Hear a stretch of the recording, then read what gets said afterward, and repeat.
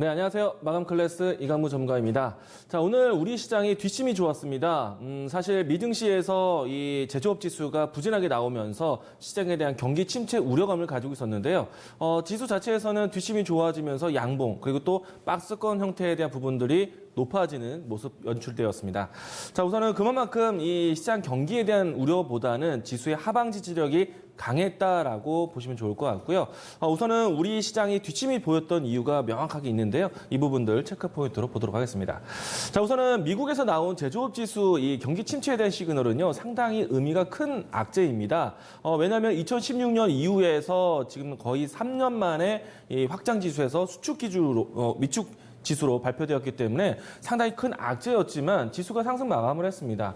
우선은 이 가장 중요한 거는 미국과 중국의 무역 분쟁 해소에 대한 이야기들이 중요하다라고 보시면 될 것 같은데요. 자, 우선은 지수 차트 한번 보도록 하겠습니다. 오늘 장중에 지수의 흐름을 보신다라면요, 왼쪽에 이 화면 보도록 하겠습니다. 왼쪽에 코스피 화면이고요, 오른쪽에 코스닥의 화면인데, 자, 양지수가 오전장부터 해서 장 끝날 때까지 강한 추세로 마감을 했습니다. 특히나 이 장 후반대에는 시가총액 상위 종목들의 움직임이 동반되면서 움직임이 나왔었고요. 사실 오전장 같은 경우에는 SK 하이닉스의 단독 드리블이었습니다. SK 하이닉스가 3%대, 셀트리온이 한 3%대, 그래서 전반적인 이 지수의 상승세를 만들게 했었는데, 장 후반이 되면서 삼성전자, 그리고 또 현대차, 네이버, 뭐 그 밖에 하락했던 종목들이 상승 반전하면서 전체적인 시가총액 상위 종목들의 움직임이 좋았다라고 보시면 좋을 것 같고요. 이처럼 시가총액 상위 종목들이 움직일 때에는 수급에 대한 부분들도 체크하셔야 되는데, 오늘 전체적으로 수급도 양호하게 진행되었습니다. 물론 이제 외국인의 수급은 아직까지는 방향성, 매수에 대한 포지션을 잡지 못했지만은 개인이 매도하면서 기간이 담는 그런 형태로 진행이 되었습니다. 자, 특히나 이 후반에 이 수급에 대한 추이가 급격하게 또 방향성을 만들었었는데요. 보시면 이 노란색 이동평균선이 이 개인의 매도세고요. 그리고 이 기관의 매수세가 크게 급격하게 늘어나는 모습이었는데요. 이거는 지수의 모습과 상당히 유사합니다. 지수가 상당히 후반에 강했어요. 자, 지수의 후반이 왜 강했냐면은 오늘 이 홍콩에서의 좋은 소식이 나타나면서 오늘 지수 상승을 이끌었습니다. 우리 지수를 보시고 홍콩의 항생지수를 보시게 되면요, 장 후반대 크게 매수세가 크게 들어왔습니다. 자, 홍콩에서 매수가 어떤 이야기가 나왔냐면은 이 캐리람 이 행정장관이 그동안에 인도 범인 이 그러니까 홍콩 내에서의 송환법에 대한 부분들을 철회한다. 라는 이야기가 나오면서 홍콩 증시가 크게 급등을 했습니다. 자, 이로 인해서 아시아 증시가 동반 상승을 했었고요. 특히나 우리 증시도 이와 같이 흐름세가 강했었는데, 자, 시장에 대한 펀더멘털은 이렇습니다.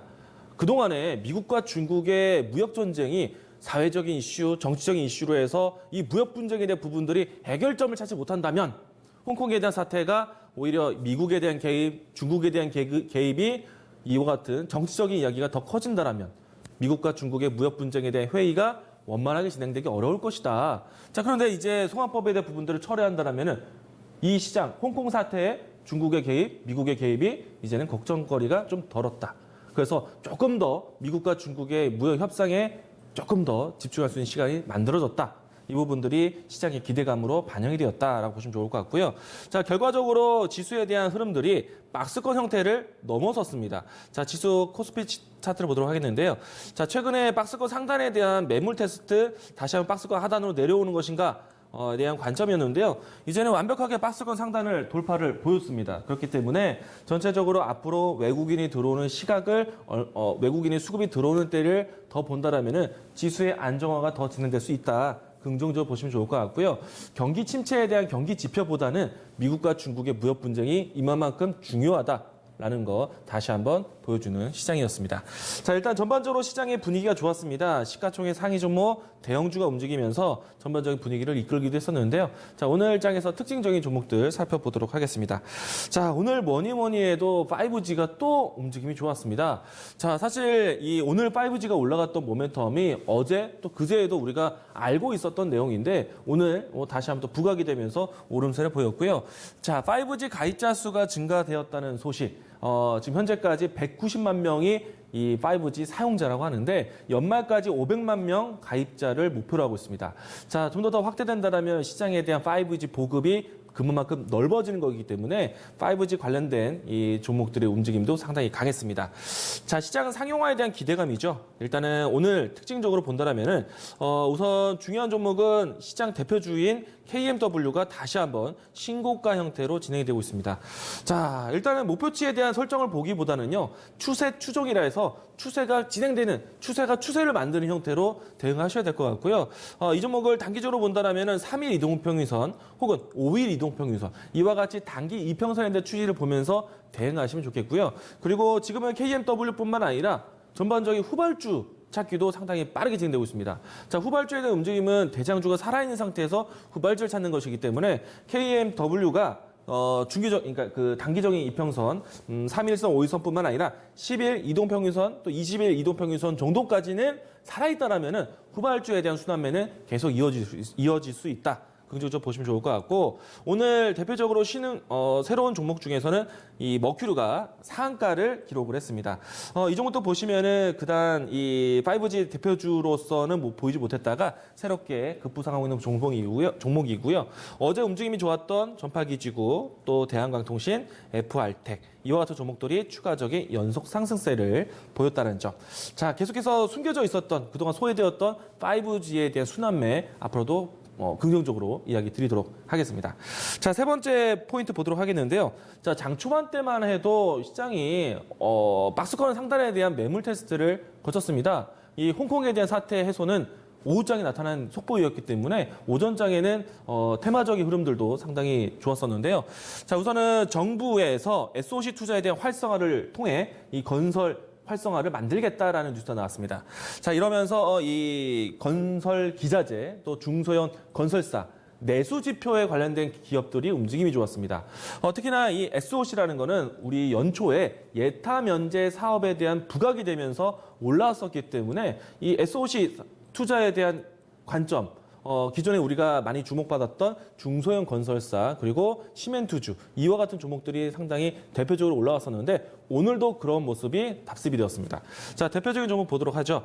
자, 제가 이전에도 이야기 드렸지만은 SOC, 보강 산업을 이야기를 많이 드렸습니다. 왜냐하면요, SOC 투자라는 것 자체는 건물 건축을 만드는 것이 아니라 사회 간접 자본이라 해서 도로라든지 아니면은 항만이라든지 아니면은 터널이라든지 이와 같이 이 사회 이 기반 시설을 만드는 것이기 때문에 가장 많이 쓰이는 거는 이 시멘트, 콘크리트, 아스콘입니다. 그래서 이 아스콘 생산 기업인 보강산업이 오늘 장에서 대장주 역할을 했습니다.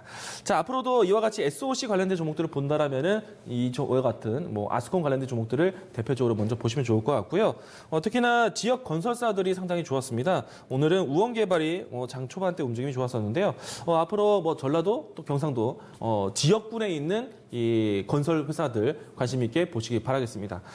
다만 이제 아쉬운 점은요, 대림산업이라든지 GS 건설이라든지 이와 같이 대형 건설사들은 큰 모멘텀을 받아들이지는 않았었는데요.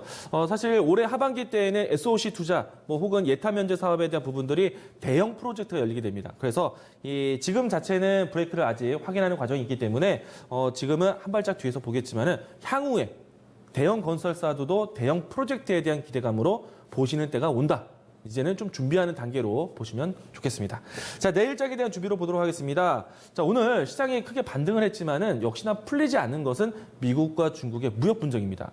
이게 오늘은 홍콩 사태가 조금은 이 송환법 철회로 해서 미국과 중국의 시장 개입 어느 정도 좀 완화로 나왔는데 역시나 이 미국과 중국의 무역 분쟁이 얼마만큼 해소되는지, 그동안에 또 미국의 안에서는 경기 지표가 어떻게 나오는지 이 부분도 중요하게 될 것 같은데요. 자, 어제는 제조업 지수가 나왔다면은 오늘 생산자 지표, 또 그리고 주택 지표, 그리고 또 주 후반에는 고용 지표까지 중요한 지표 발표가 있습니다. 이에 따라서 시장에 대한 관망세가 나올 수 있기 때문에 어느 정도 좀 시장에 대한 관망은 좀 필요하다. 다만 오늘 제조업 지수가 경기 침체에 대한 시그널 나왔지만은 양봉으로 나왔다는 거는 하방 지지력이 좋다는 겁니다. 시장을 비관적으로 보진 않지만은 어느 정도의 경계감은 있다라는 거 아직까지는 보시면 좋을 것 같고, 만약에 미국과 중국의 무역 분쟁을 완벽하게 해소하려면요, 이 문제도 해결돼야 됩니다. 아무래도 시장에 대한 경계감이 있기 때문에 환율에 대한 리스크를 보셔야 되는데 오늘 위안화 고시 환율이 7.0878 위안이었습니다.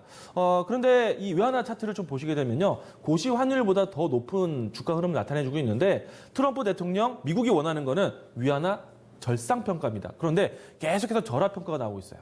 물론 이제 위안화 7.087 부근에서 이루어지고 있는데 자 차트 한번 보도록 하죠. 실질적으로 이 달러와 위안이 움직이는 거는 그 이상의 움직임이 나오고 있습니다. 오늘장만 해도 7.17 위안까지 올라왔기 때문에 이 문제 위안화 환율이 바뀌지 않는다면은 상당히 미국과 중국의 위협감은 아직까지 좀 무겁다. 이 내용들이 좀 떨어져야 이 문제가 좀 해소에 대한 가능성이 커질 수 있기 때문에 위안화 환율에 대한 고시 환율도 좀 예의주시하자라고 이야기 드리도록 하겠습니다.